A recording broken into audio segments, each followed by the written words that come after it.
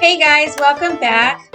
This is Janice and welcome back to my channel. In this video, I will be showing you how to make nachos. This is really quick and easy to make, and if you love nachos, this is a really good recipe for you. For this recipe, I will be using 1 cup of bell pepper, grated cheddar cheese, 1 cup of zucchini, 1 can of chili beans with sauce, 1 tablespoon of olive oil, and some tortilla chips. Now I will start making the nachos. The first thing I will do is warm up the pan on low-medium heat. Then I will add my olive oil. 1 tablespoon is all you need. And I will put it in the pan. Let the oil warm up a little bit, and once it's already hot, then we will add all the ingredients.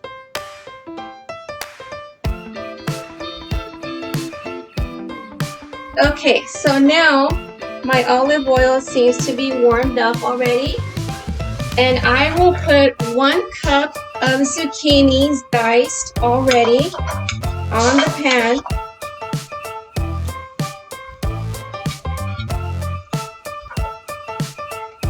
My next ingredient would be 1 cup of diced bell peppers.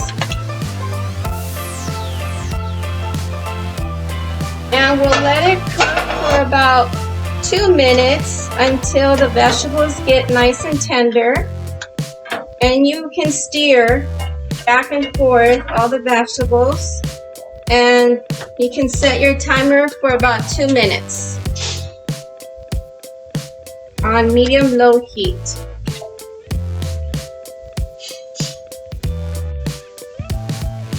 Now my zucchini and bell pepper is already cooked.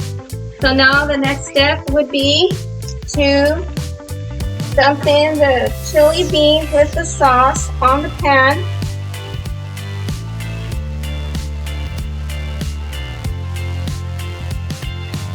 And the next step would be to add 1 cup of salsa. Now it's up to you if you want to put salsa on these nachos. That's all up to you, but I like to add some little spice to my food. So now you have all that in there. Just mix up all the ingredients and let it warm up for about 5-10 minutes. Once the sauce is all nice and warm, then we'll proceed to the next step.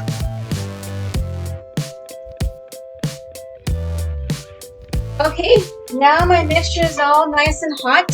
So now I will be transferring it to another pan.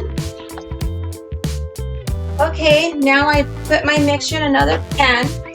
And then around the same time, I put my chips all layered on my skillet where I had my mixture on before. And now I am ready to put in my mixture on top of the nachos.